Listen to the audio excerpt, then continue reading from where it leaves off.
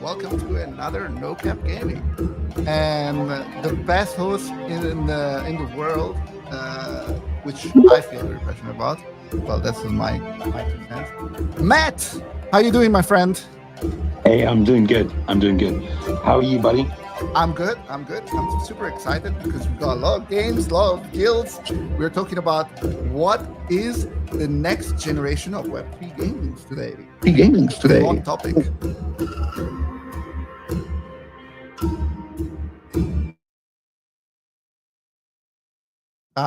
You might want to unmute, my friend. Yeah, no, that makes sense.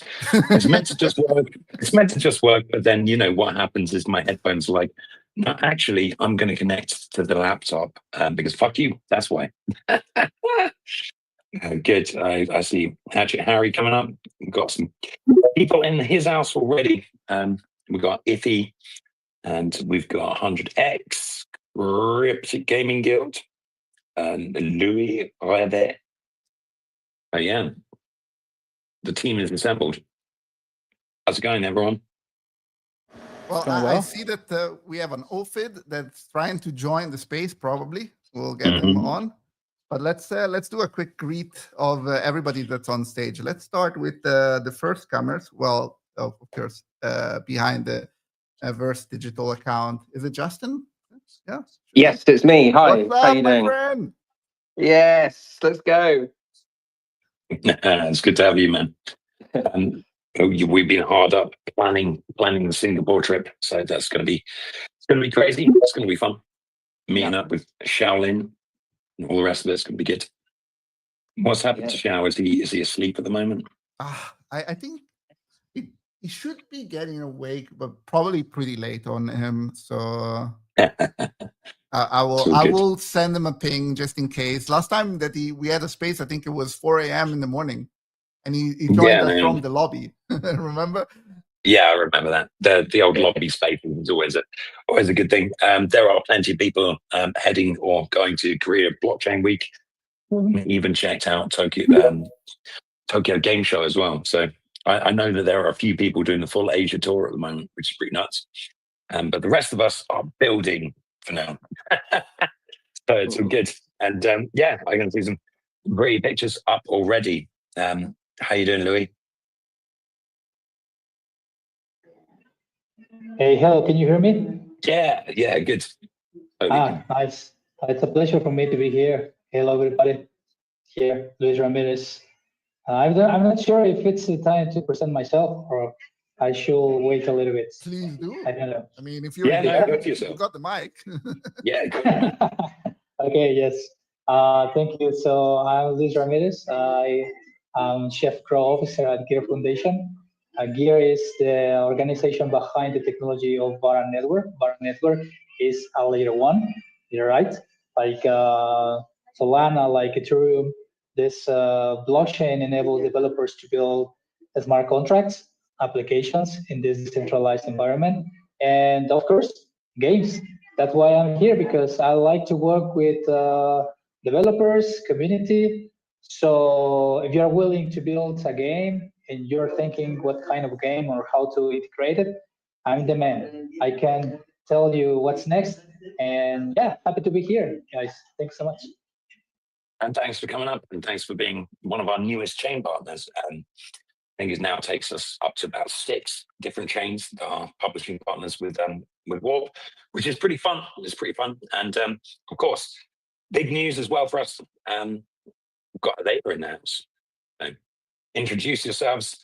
Tell us what's happening. What's the crack? What's going on? Hi. Yeah, so we are Alea. We are what I call a fantasy hero battler, which is sort of just a term I made up. We're kind of like a game that's like at an intersection of several genres. There's not necessarily a direct comparison out there. I sometimes say that we're splitting the difference between a hero shooter and a MOBA, but even that is not quite right. But I'll say that if you've ever played like MMO PvP, if you've ever played League of Legends, if you've ever played maybe something like Overwatch or Marvel Rivals, you'll have a home here. I'd say come check it out, and yeah, we can talk more about it as we go. And yeah, come join the Discord, come play some matches. I think you'll have a lot of fun. Awesome! It's fantastic to have you as part of the crew, and yeah, just looking forward to this. It kind of reminds me of the early WoW Cataclysm Battlegrounds days. I know, right? Yeah, I was getting such Warsome Gold vibes, from it. It's very, very inspired by that. If you read the names of the abilities too, they're all named after like World of Warcraft abilities from the early ages of WoW. Oh, that's just classic. You're speaking to my heart, and also Ophid as well. I know Ophid, you're a bit of a WoW fan. Well, the complete irony, irony is the wrong word. The complete coincidence of this, right, is I got a month subscription there last weekend to WoW, and I dipped my toes back into it after 11 fell off the years. wagon. God, man. The last time I played it was 2013. Oh my God! And you were clean for so long, man. Relapse. Yeah, it's a full-on WoW relapse. Yes, and I went in and basically shit myself because everything had changed, and I was like, okay. I'm wondering if you have the capacity to actually relearn all the new mechanics that they introduced, because it's nothing like vanilla, unless you want to play classic WoW, which is closer to what we used to. I will tell you this, after playing for about 5 hours in total since last weekend, I'm already level 13, and I'm thinking, yeah, I gotta go back to classic WoW because this stuff's too easy, So, you start playing the game, you can't be flying at level 20. You know what I mean? You just can't. There's something wrong with that. And they just force everyone to the end game content because that's where they actually make the money. Yeah, they make 90% of the money from people who can just power level characters up in a day. I think it only really takes a day or so to get. Do you know why I went back? I went back in because I just wanted to walk around and see all the things that I used to like and love. I just wanted to wander around, and now it just feels like. Anyway, we'll see. We'll see next month when the subs comes back up for renewal. We'll see what happens. Maybe you can get your kicks now, Paul, from Alea, right? So I've been lucky enough to play it a couple of times, and yeah, I love it. It's really enjoyable. It's just super fun, and it's super accessible to just jump in and pick up. There's no, the kind of time to learn all the different abilities and what to do. Like I think the guys might have beaten me and Tom, but yeah, I think I gave them a pretty good battle after like the 3rd round. So it's a really good game, and I'm pleased to be working together. That's awesome. And we've also got some more people in his house. We've got Hatchet Harry. We've got 100X. We got a Cryptic Gaming Guild. Are you going to sit down, or is there a speaker, or is this just a sort of a? Yeah, I'm speaking for Cryptic Gaming Guild, guys. Glad to be here. big fans of Warp Chain. Outfit, give him a shout out, you mad Irish bastard. Thanks for having us here. That's fantastic. And who's on 100X today? Hey, what's up? It's Caesar. Thank you guys so much for having me. I'm excited to be here to have a good conversation. We're happy to have you as well. And we've also got Iffy as well on speakers. How's it going, man? Hey, what's up, guys? So yeah, from Waynar, and just super happy to be working with Warp Games, helping out some gamers. Looking forward to this. It's fantastic. So we've got Vayner, Barra, Games, Guilds. We've got a full house today. We've got an absolutely full house today. So what is on the menu, Grim? What are we cooking? Well, I think we can start with an icebreaker question. We have two to choose from. I put them in the notes, so you can pick your favorite one. I'm sure you're gonna resonate with one or the other. So let me know which one you like the most, first of all. And as ever, you're putting us all on the spot for did we read the notes as well? No, that's Grim? okay. I'll give you an option. Read them out. Either you choose, if you could be any character in a game, what would it be? Or if you could merge two existing games into one epic Web3 title, which combo would you pick? Oh man, that is a good one to kick off. Oh, there's so many fucking great characters. Like, if you could be any character from a game, Jesus. But the thing is, like, if you're looking at, say, like a lot of the JRPGs, like the actual character that you're kind of meant to identify with is very generic. So you could be anyone. You know, you can name them yourself. Oh, that's a difficult one. Has anyone got any straight up ideas? Anyone got a character or? Let's start with the Gaming Guild. I know they always got like a favorite one at heart. Louis got his hand up, though. Louis got his hand up. Go for it. Yeah, I want to share like, well, my background is developer, but years ago, before to start this journey, I was a gamer, but old style games. I mean, I don't know if you have played King of Fighters, for example. Yes. King of Fighters, it's really old style. I was really good. Trust me, I wasn't. It was a line, all the people waiting to fight against me. But after I decided to become a developer, maybe I could be a good King of Fighter player. But I guess that it doesn't exist new versions of this game. But yes, it comes to my mind like you ask what character will be or combination of games. Well, my favorite game of all time it was King of Fighter. Yes. Now Web3 King of Fighters, I guess it doesn't make sense at all. Fighting games, more like other kind of games. But yeah, if I will be a character, I will be Yuri Yagami, one of the main characters here in King of Fighters.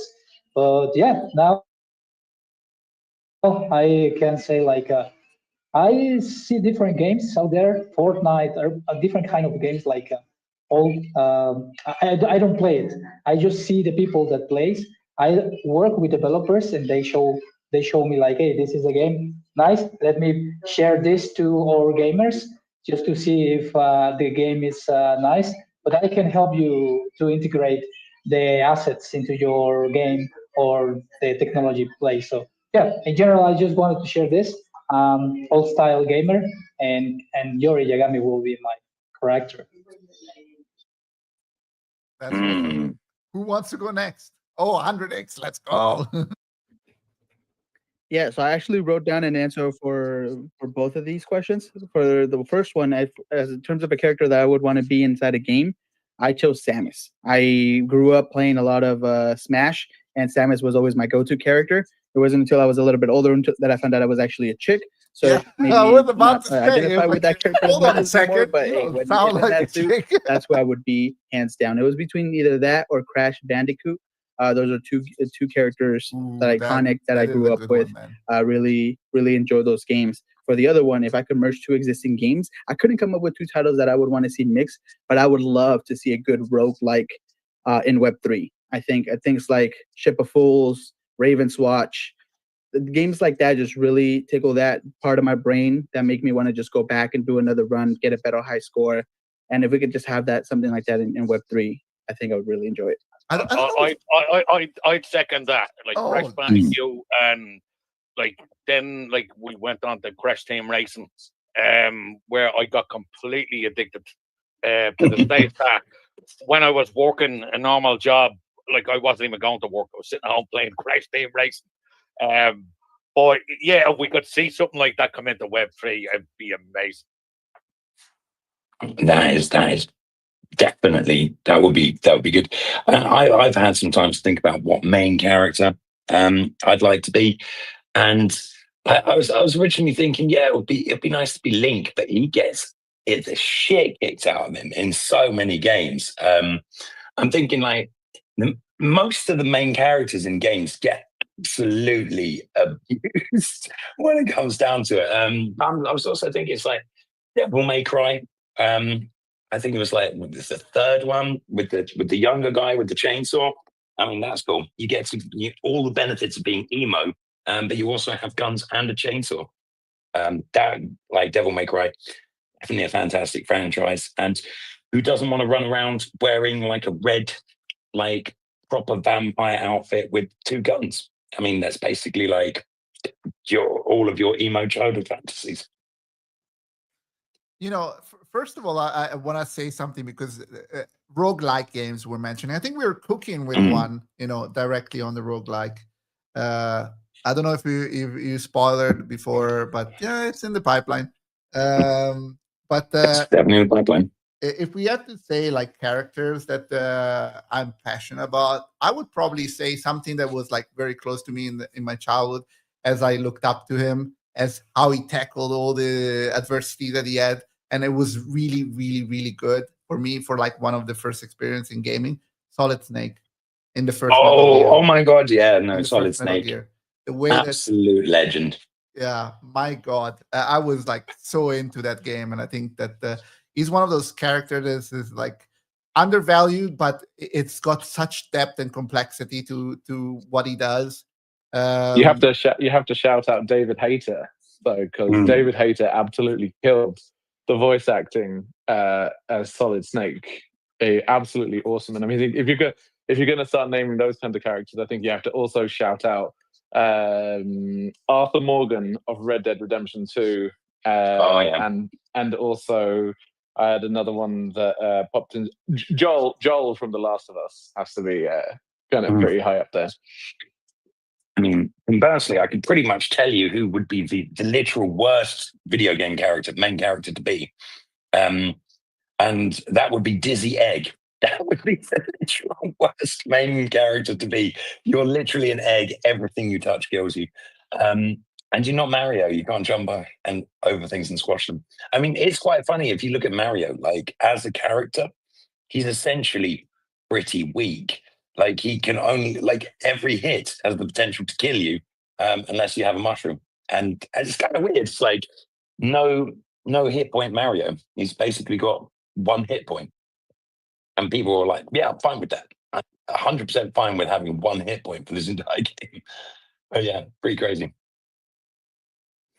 Any more main characters or blended games? Cloud Strife. Cloud Strife. I mean, it's so obvious, but it's so nice. I mean, like seriously, that is a man who gets all the pussy. Cloud Strife there with his giant sword. I'm telling you, I'm not going to argue with that. I said it in a previous episode. Aaron was so much cooler. Yeah, no, he was pretty cool. He was. Aaron was like, but if it was to make up a character that I would love to be in a game, I would think Lady Sylvanas Windrunner's sex slave. I think that would be quite cool. I'm shocked no one has said Lara Croft. I mean, do you have any chicks here? Do you want to be Lara Croft? I don't know. I mean, I think we all wanted a piece of Lara Croft at some point. Well, in this day and age, you can be anything you want. Oh, Jesus, don't start that. Don't even so good. Seriously, though, yeah, best game character to be. I mean, there are so many ones that are just like ridiculously OP. I guess it would be, would it be bad to say that, you know, I actually just want to fly the mechs from Armored Core? I mean, those things are fucking amazing. I mean, those are real mechs. Like, they are massive. They're the size of buildings. Auron from Final Fantasy X. Yeah. Yeah. I That's a know that classic. Iffy had his hand raised. Let's ask him. Iffy. Yeah, I think I want to go with like, the Witcher, but with like the Castlevania, Geralt. the season one. Yeah, Yeah, but still like having the Castlevania season energy in Witcher, and then then being the Dracula character and killing everyone in there. That would be nice. I mean, I actually used to work with a guy at Rovio who basically his nickname was Dollar Store Geralt, because he was like one of those kind of loner guys who would always wear a leather jacket, and he was a Portuguese guy, and he would have like his grey hair. He looked exactly like Geralt from Witcher 3, and not obviously the actor, the sexy guy who played Geralt, like actual computer game, slightly badly graphics Geralt. He was the spit for that. But yeah. It's all good. Geralt is a great choice, a game character. But yeah, we got any more? But I don't want to be Geralt. I want to be Dracula from Castlevania in Witcher. Well, you want to be because Castlevania had Kane, that was like one of the main characters, wasn't it? Or was that Legacy of Kane Castlevania? It's like a different version of it. No, the Alucard's father, Dracula, the main guy. Okay. Like easy. But yeah, Captain Price. Yeah, that's a good one. But yeah, like no one has said any of those characters that you can actually create yourself. I think that's interesting, right? Because we're in this kind of era where everyone's like UGC, everything's made yourself. But you're not going to be like, yeah, that guy who really looked like me in Dragon Quest, like whatever. Or was it not that one? Inquisition. What was that? Can't remember. The last one they made was pretty terrible, but it was like Dragon something. Oh yeah, you mean what's it called? God, it's something. No, I know what you're talking about. Yeah, where is it? You just flipped it on me so quickly that I just got confused with the title. But Dragon Age. Dragon Age. Yeah, Dragon Age. Like Inquisition great character was really editor. good. I mean, it was decent. Inquisition was great. If you look at a storyline, it was right along the lines of, for example, the great storytelling games that of that season. What was that? The other name? Now I'm just totally in a loss. But I'll come up with it. Look, I mean, I have a bone to pick with Dragon Age Inquisition. Their character creator was so good. Then my wife created a character that looked fucking exactly like me when I was a little bit younger, a little less beardy, and she made it fuck that giant guy with the horns. Like that was an option, and I was like, "But did you just do to this character that looked exactly like me?" So yeah, that just completely ended my save forever. Also, and Mass I can never go Effect, back by the now. way, if we had to make a mention, I think Mass Effect really was one of the great storytelling titles. But great storytelling, terrible driving.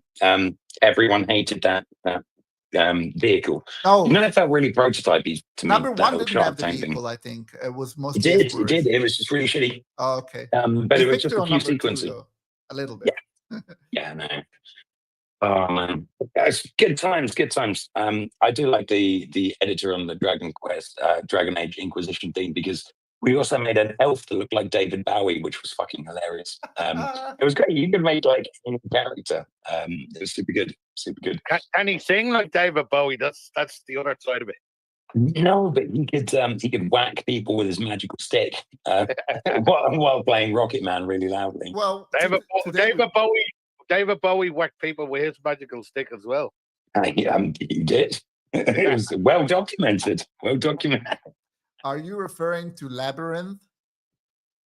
Oh, well, that was that was the thing, the Goblin King. I think that Goblin King one-shotted so many teenage girls.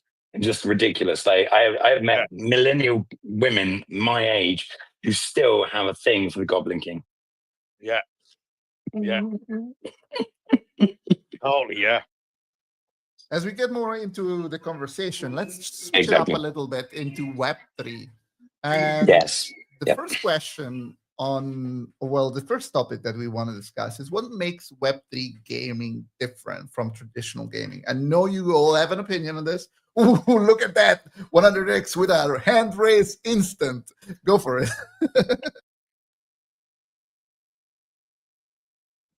Yeah, you might want to mute if you want to take it. Hello? Okay, there you go. Okay, yeah, for some reason it wasn't unmuted on my end. You know how spaces are. I think one of the biggest things that I know that I see from talking to a lot of people on the podcast, working with them closely with content, is the real big difference, because there's a lot of things that we could talk about, but the one most significant to me has been being able to give feedback and have that feedback heard to the teams. I think in Web3, we are very privileged to have access to founding team members, CEOs, developers, people that are directly impacting the decisions that are made for games. And a lot of times, as long as you're not just complaining about everything, they can hear your feedback and then apply that. And you actually see those changes happen real time through updates, through fixes, through patches. And I think that's a privilege that we don't get in other places. I mean, we've all played hundreds of games, and we probably have done a lot of complaining on Twitter or on their feedback pages. And that seems to always feel unheard. In crypto and in Web3, it feels like we finally have that chance to have that team to community relationship. And a lot of times the good teams, the teams that will stand above the rest, are the ones that actually can take that feedback and apply it when it makes sense. I think that's one of the things that differentiates Web3 from Web2 tremendously. Yeah, I agree. I tend to agree that you can actually get seen to be heard. It's not like we're not listening in Web2. I do remember literally stalking the forums of 8-Ball Pool multiplayer and sitting there having my feelings hurt constantly. No, I wasn't. I was laughing. They were all really up in arms about everything, as you would expect. And then they still played the game and they were enjoying it later. I think this is really important. It's really important to get the feedback. But it's also really important to know that, most of the feedback is, why does your game suck so much ass? Make a game as good as Aaliyah, and then, come back and talk to us. I think actually communities and guilds have had it rough. You guys have had it rough because you get to see games literally at their worst. And then the game developer is like, if you don't like my alpha at its like jankiest and buggiest, you don't deserve my airdrop at its most attractive, which is usually 10 seconds before it TGEs. And then, of course, but let's be honest, why does that happen? And you touched a very, very, very important topic of today, because we're going to pivot directly into it. But before, we're going to ask also Louis' opinion. But afterwards, I want you to share the difficulty of Web3 gaming compared to Web2 gaming. So I think that's a very close topic to what you were mentioning. But Louis, go for it. Okay, yeah, but maybe you can call me now Yuri Yagami as my character. I want to be Yuri. Yeah, it will be really nice. Yuri Yagami. Yeah, thank you. Well, in the morning I had a conversation with ambassadors from different countries about the power of the community, and it's related to this. Of course, like we can have the tokens and vote if we can decide. It's really nice. Also, for me, this idea to have the main characters or assets into the blockchain, and if we can grow bigger, like in terms of interoperability, it will be like I can use my character Yuri Yagami not only in a fighting game, but also in different other games, and I am using my NFT as a main character. So for me, this is absolutely totally different, because of course it's not something like we can do in different like PlayStation, Xbox, and one character combined with different consoles, different platforms. So I guess that in the future games, to have this interconnected, it doesn't matter what blockchain you're using. If your character is there, you can use this character in the different games. For me, this will be really incredible. Nintendo did a good job on the oh my god, every time I say a thing I completely forget the words. The physical little toys that you buy, the little models, and then you can Amiibos, yeah, Amiibos were fantastic. They were kind of fun. They were kind of fun. I mean, we've actually seen companies try and die doing this sort of interoperability before it was actually a thing, because a lot of people were kind of relying on metaverses to exist. So we had like Ready Player Me. They gave me a really heavyweight T-shirt at one point when some dude called Ilya was DJing. It's fantastic. It's one of my favorite merch shirts. Don't know if they really exist now. The good thing is, it's about you can, I think, just break things down and turn them into more components. I think when people are saying like, put this particular character and this particular IP from that into a game, maybe there's smaller archetypes. Maybe it's like there are certain fighting moves, or there are certain things that you can have. Like if you had a fighting move set of animations and you could actually use those interoperably, because there's quite a few companies that do this AI smoothing of animations like Motorica. You can just have your mocap guy, and then the rest of the animations can be filled in. So I do think the future of interoperability is close. Like one of the things we do is we put AI personalities on chain. You can actually take this personality, you can upload an encoded version of your lore or all of that to kind of teach it about it. But then you can have it in a different game with a different lore, and it still kind of retains the personality and whatever knowledge that goes onto it. So you can effectively have your character, and he would know about his background, origin story, but he'd also know about your game and your game world and your lore. I think like taking these little bits and bobs is kind of interesting. And we might not get like full interoperability with the same characters and models. But I mean, the AI personalities, that's certainly something that we can do right away. You know, this could feed into something really cool about the gaming industry, mobbing community. Like you modding like specific assets into a game, and you create a partnership. It's like a layer on top of like the actual game itself, without having the limitation that you would have from publishers anymore, because it's just part of like the community built it, the community integrated it, and you can use it, and it becomes part of the game itself to a certain extent, to the limitation that obviously the game it will provide. Like you can have like an emoji or something like that. It defines you because you're part of like a community like Azuki or Pudgy Penguin inside the game. I mean, I've actually seen there was a startup that was kind of doing that with community built assets for Sandbox and a bunch of other things. I don't know what happened to them, but I think, as ever, a lot of these things, we're early to it. And I think the thing that we're missing is a stonking success in this space. We have a massive mind-bending, like blowout success. We're gonna succeed. I see hands from Elia and Ithi. Go for it, Elia. Yeah, I think elephant in the room, I might as well say that, is basically your user base, right? So in Web3 games, the challenges I see people facing are usually derived from there, because in the absence of, I have Web2 games, and getting like 1 million to 10 million users on a mobile game or something is super easy. But on a Web3 game, you're like, a good game has like 5,000 monthly active users, right? And so your monetization angles are like, very few, which kind of makes you reliant on going towards grants from change, which then, gets you stuck in that loop. Or I think the most successful ones right now, if you look at like, DApp Radar and stuff, like games like World of Defense or whatever, they are multi-chain and everything, but the kind of their monetization depends on partners as well, which is good for them. But for someone that's like a gaming enthusiast and they want to make like a game and then a Web3 game, there's just not as many users to support their, the financials of the game that easily. You're either reliant on investors or whatnot. But to be fair, like, I mean, that's where I see, how you guys are coming in. You guys have a lot of big names coming out of Web 2 and now working on with these Web 3 players. So it would really help them definitely, get to understand how they can make their games more appealing towards these traditional Web 2 players, not even knowing that this is a Web 3 game or whatnot.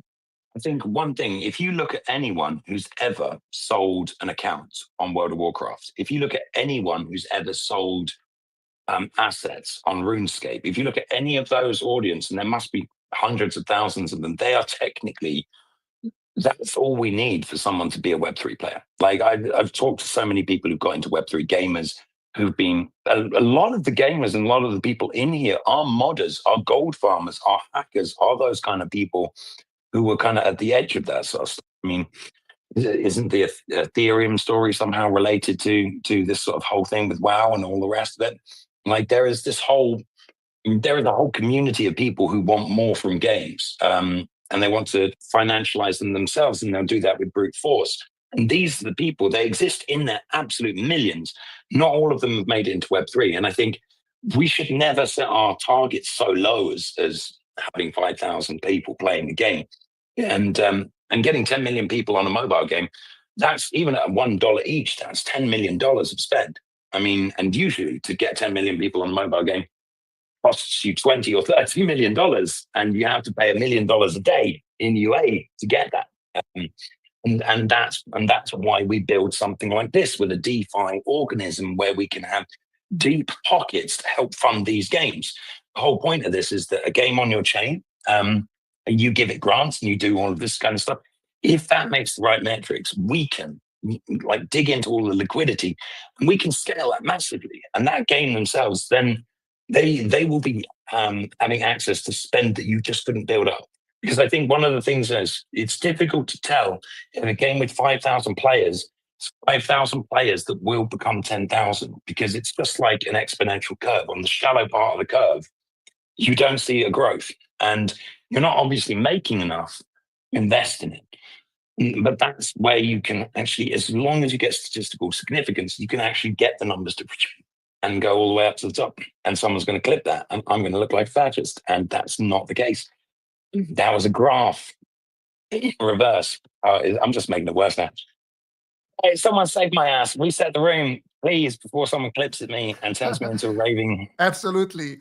Please like, share, and follow every single account on stage. We are definitely cooking.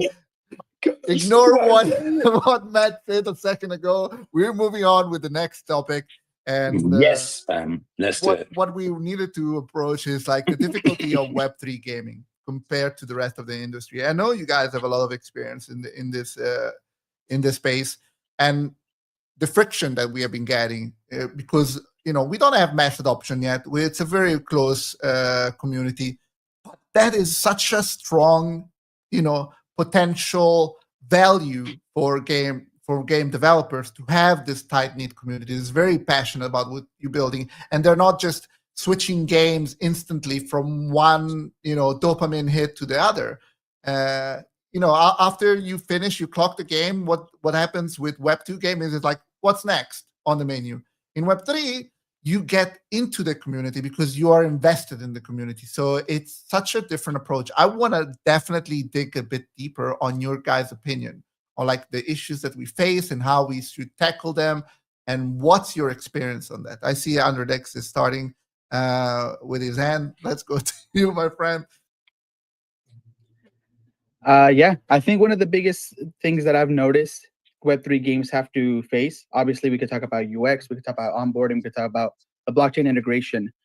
But I think there's also a big weight that these new games that are entering the space are trying to build something new. They carry the weight of all the scams and all the bad teams and all the bad actors on their weight. Because now it's not like, hey, come check out my game and see how cool it is. But it's like, wait, I've been scammed by a lot of crypto games. How do I know you're also not going to do the same thing?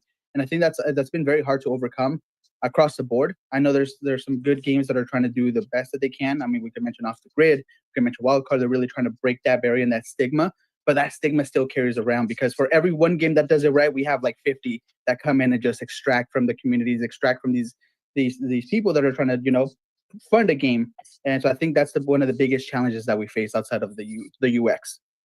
Oh man, yeah, outside of the UX and the general game quality and the general quality of the founders and the general environment of building and the difficulty of doing it and the expense of everything and how, the scammers. I mean, it's like, it was hard enough already And then these assholes come along and they're like, you know what I'm going to do? I'm going to pay for a video and then take a bunch of people's money. And we've seen it all too many times. We have seen that so many times, man. Just fancy video, rug community, and but gone. that's the thing. It's like I want to jump in here and be a bit sort of promotional there. I mean, you know, you remember when we first sat down and discussed setting up Warp. This was the whole point. At the time was basically to have like a single source of truth near enough for quality and doing things right, you know. So it's like the way I view Warp is like a sort of an ISO 9000 for games, you know, an international quality stamp, which basically says if a game is published by Warp, it's gone through rigorous testing, which games in Web3 haven't done, you know, and this is it. So it's like, you know, become a one-stop shop for you know, and again, to reiterate, not every game is going to make it, but it's been given the best chance to make it. And if people don't like playing it, well, they don't like playing it, you know. But when they do like playing it, you know, they know it was properly tested, you know, and that it won't broke. Yeah, and that is it's incredibly important. Hey, Louis, you have your hand up on space. Yeah, I have different ideas here about what I have seen in the Web3 games. Like, for example, using blockchain is absolutely something good. Better conditions, like using escrows or peer-to-peer marketplaces, everything.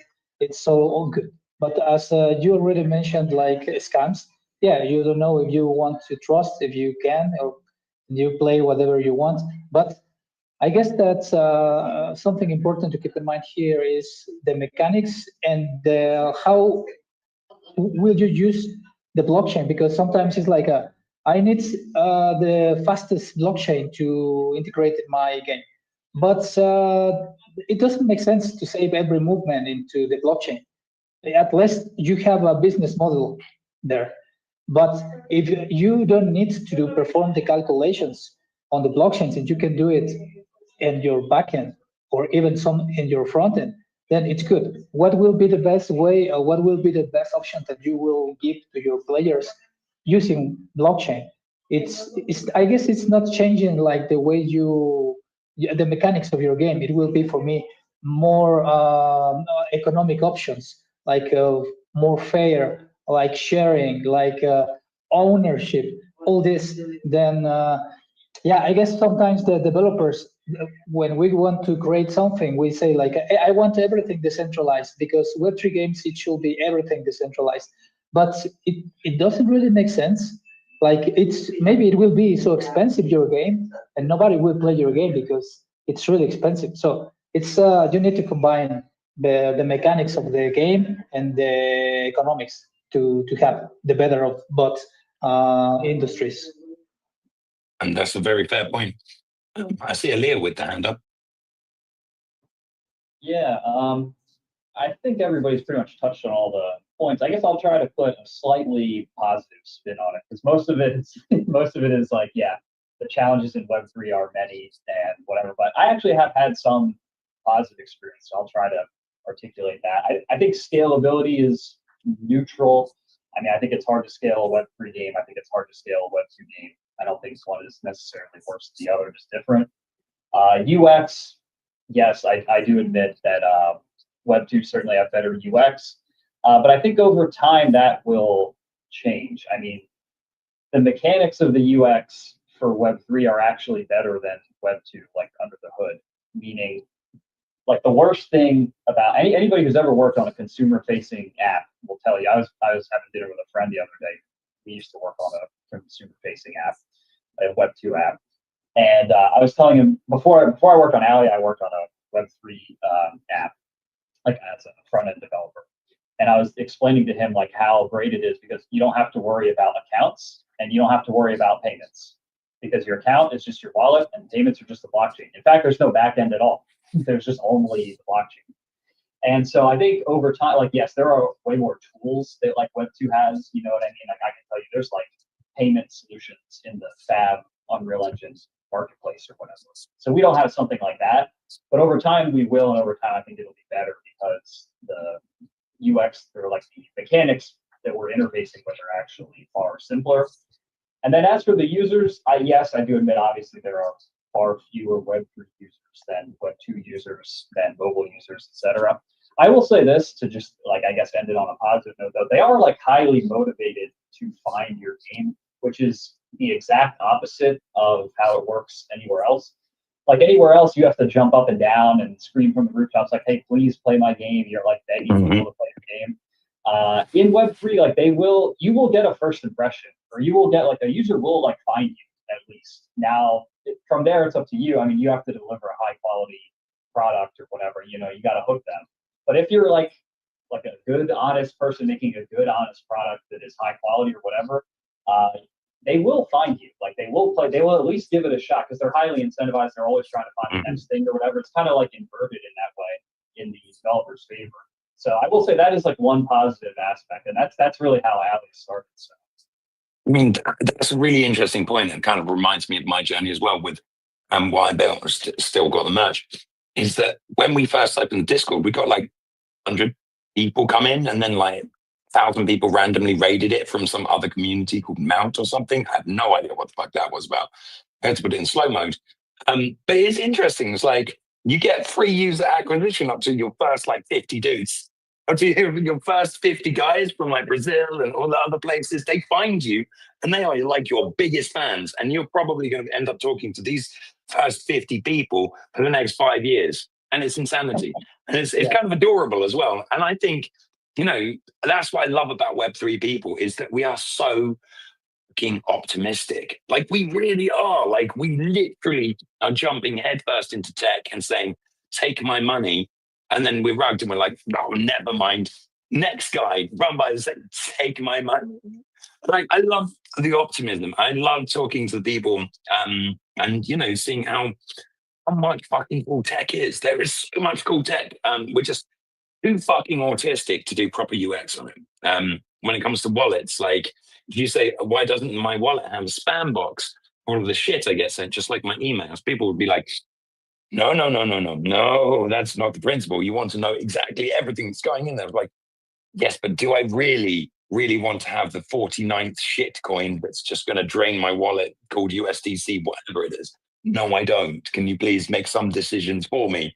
Because I'm as retarded as you with your terrible UX. Like we are too optimistic about how smart we all are at using blockchain and doing these things. I need proper old school boomer UX that, you know, I can't get lost in. And that's like if you can manage GitHub and you can actually cherry pick your commits and not get like 14 different branches, then you can probably use crypto. But if you ever get stuck on GitHub and have to reverse a commit and then you've accidentally reversed the thing, then no, crypto is not for you. And that's kind of the level. I have a thing that I would like you to expand on, Matt. And I feel like it's the underlying difficulty for people to approach Web3 because we have pushed technology and the complexity of blockchain in the heart and hands of the players, which shouldn't be. I think that the best approach for Web3 is not even letting anybody know that there is Web3 technology. The game should feel as any other game. The technology should support you, should give you the ability to do the things that you can do with Counter-Strike and, you know, buying, sharing skin, taking Counter-Strike skin from the first game to the second game, having it, you know, I don't know, in Team Fortress or what have you. It's just an example, but we understand that like the majority of the crypto community comes from, you know, the CS2, the CSGO days. So please tell us, like, what is in the future of gaming that makes us bullish, and then like how we can approach Web3 technology, you know, for players without ever getting away from the entertainment side of it. I mean, so like this group of people here, we've got two chains on the same space, talking about games on a different chain, and all together we're going to grow the pie. And like the game that we're discussing will benefit games on your chains, and that will get like all of this. Like we can use decentralization, bring the like to redistribute stuff so that everyone acting in their own selfish interest to get their bag, to make their game, to play that, to be a good guild, to recruit people, all of this. And that value can be trapped, essentially. That can be taken in and then redistributed. And it's not like some sort of, I think the funny thing about crypto is it always sounds really fucking communist when you talk about it. It's like, we've got a command economy. We've done all of these NFTs. They're all going to do this. It's not. It's like, it's literally about speeding up the market between all of these places. It's like speeding up the market between the chains, speeding up the market between the game and the chains and everyone around. And the whole point of this is the acceleration that Web3 brings anything is so much that we go from pump fun doing the streaming thing again to that Black Mirror episode where the guy stabbed himself just to give his wife like a little bit of pleasure before she died. And it's that Irish fella who's always played just miserable fucking characters in every show he's in. But the whole point of this is the acceleration of Web3. And I really believe in it. And I believe that there is enough pie for everyone and that there's enough gamers for everyone. And the only thing stopping us from completely hiding Web3 is this kind of the same bullshit that basically is the anti-AI movement, right? Same people who are like, no, AI, don't use my art. Don't, like, it's a fucking inevitability. It's a crushing inevitability that no one can escape. But the same people who are like, you know, giving people shit for wearing like, you know, the earbuds as opposed to the wired headphones, like, oh, you're just talking in the air. Those are the people. No one gives a shit. No one talks about like, oh, I only have my wired earbuds, and anyone using these is really a bit of a dick. No one cares. It's the same as like no one's listening anymore to the people who are like, no AI. It used to be that if you hide blockchain, it's like you're trying to hide a child's body under your carpet and then sell the house. That's how bad it was. It was like you could have a beautiful wedding cake, and if you put a mouse poo on the top of it, your wife will not accept that wedding cake. And that's what blockchain was to everyone else. You could have the best wedding cake in the world, and this thing, there's a little bit of tech underlying it. Was just I mouse blame poo. Ubisoft.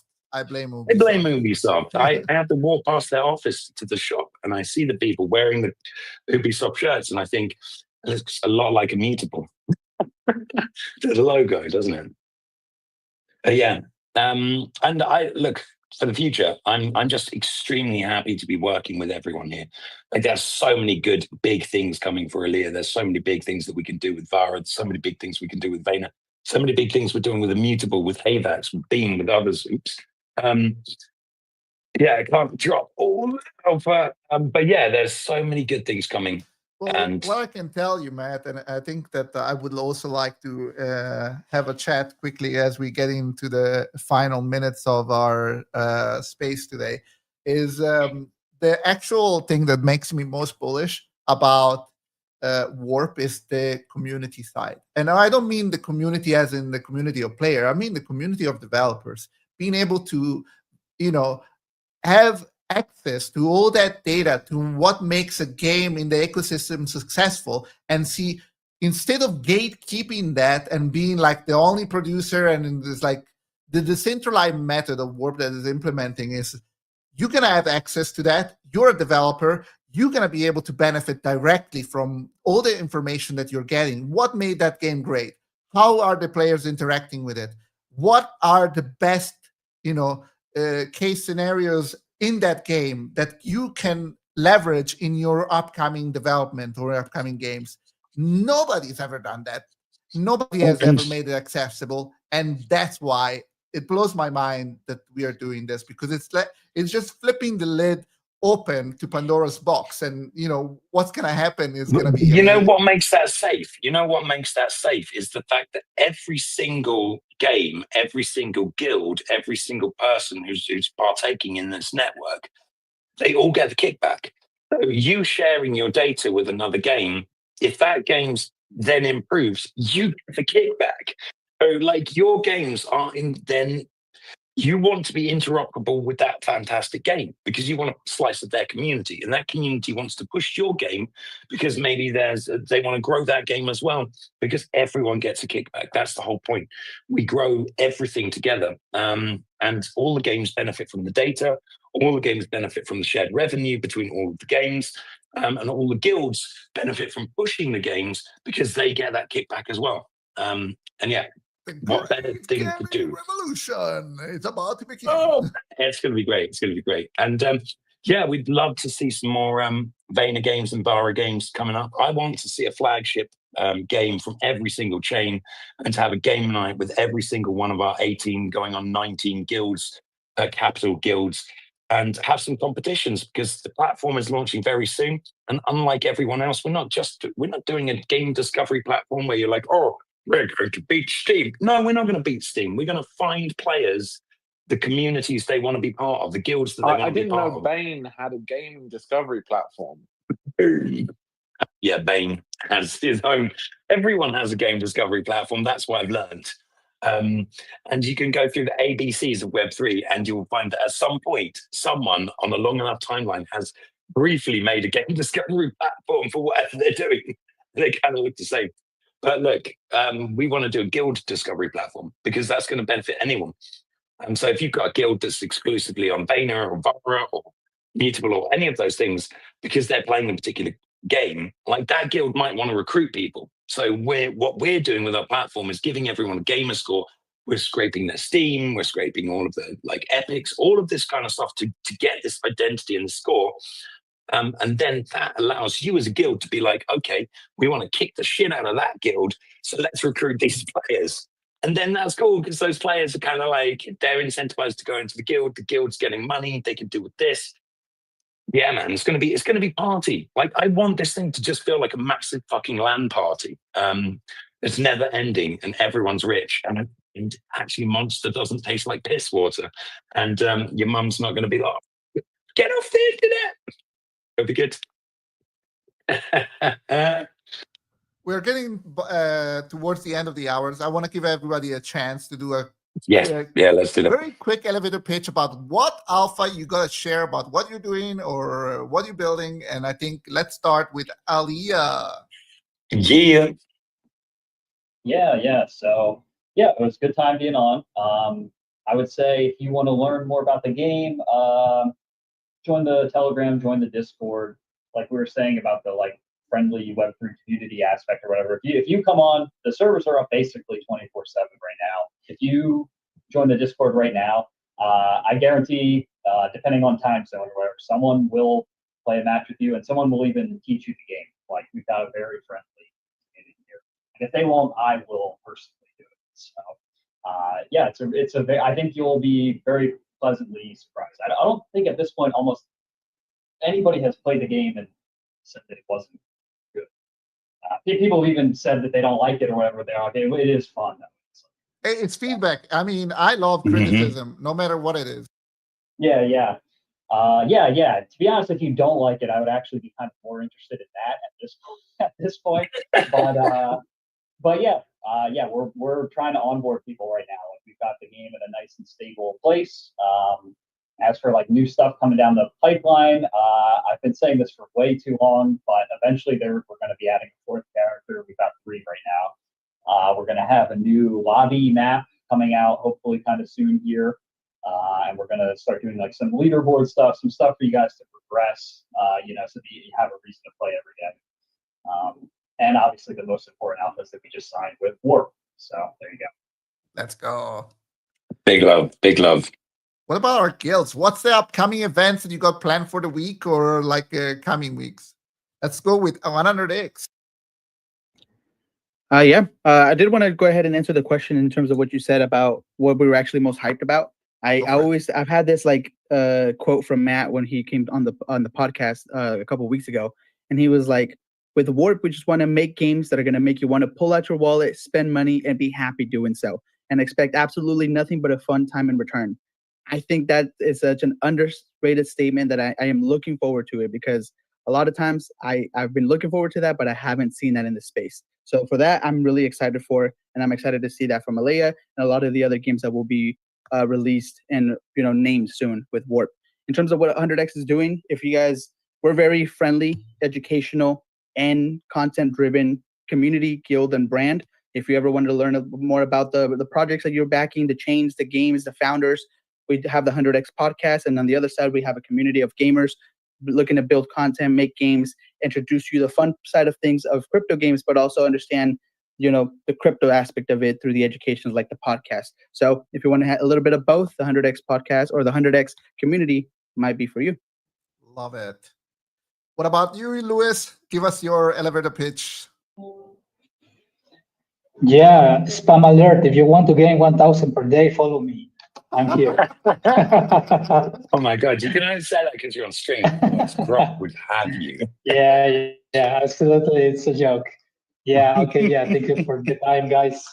Amazing. If I can tell you, Bara, it's a nice combination between decentralization and the power of the transactions. But we have documentation, we have tools, we have AI generator, smart contracts, and a lot of stuff.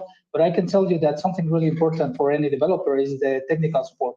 So we have a different dev team in different countries. And even if you don't understand the documentation or you're facing some kind of problems, something really nice about Vara is that you can work with the dev team, or if your project needs it, you can also work with the core team to improve your game. That's the most important thing that I can share now. So if you want to know more, follow us. No 1,000 per day, just a friendship is what I can give. But yeah, thank you so much for your time. Thanks for coming, man. Next up, Atchit. Yeah, guys, we've been doing a lot lately. We've been working with Sinbeards. We're planning on doing another event for Panzer Dogs. We've done one recently with Engines of Fury. Also, we're in talks with other guilds. We're trying to make a super guild. If 100x is interested in coming on board, we're called the Council of Guilds, and we're trying to, the way we look at guilds is it's more a hub. It's not a guild anymore. It's a hub. It's a lot of moving parts to the hub itself. And even from if we go back as far as 2020 to when it was really early within the guild, a lot of people that we had in our guild back then are now part of our BD team. So guilds are not just one specific label. There are a lot of stuff. We've a lot of streamers in there, a lot of micro KOLs, and stuff like that. So yeah, so we're working on, amalgamating with guilds, trying to keep the space healthy, the ecosystem healthy, working with games, trying to be as creative and educational as we can, and get the best results. That's fantastic, man. I do like this whole thing of we were saying that you can just open something and 50 people are there and you spend the next 5 years with them. You just demonstrated this fact. The first people who come into it, and now they're your BDs. I think if we just open enough Web3 projects, we'll get every one of these 50 people to do something nice, and it'll be good. We should do it. Yeah, and it's what I have to say, it's been an amazing journey, from back in the Axie days, that we still have those gaming scholars, what you would have called them at the time, who was now, our BD team. And it's just been a great journey with them. We've gotten to know their families, their wives, they exchange photographs of children. We've met them in real life. It's just been an amazing journey. That's fantastic. And that's what I love, uniting the world. Of cold hard cash and then it actually turning to warm fuzzy feelings. That's just beautiful. Oh, absolutely. I mean, when you go back to back to 2020, you looked at the likes of the Philippines or Latam, and people were really living in conditions that we can't imagine in the West. We were able to bypass their governments, the whole lot, and give them good money. It changed their lives. And I have to say, I was so glad and happy to be a part of that movement. And I think we can do it again. I agree. I think we can do it all again. And we can do it without making people have to do something, just grinding some mundane, shitty game. We can do that just by everyone supporting fantastic games, supporting them, clipping them, sharing them, pushing them, playing them. We can do that without just making shitty mechanics that just drag out the idea of just drip feeding people money for no real fucking reason. There's a really bright future here. Last one on the list.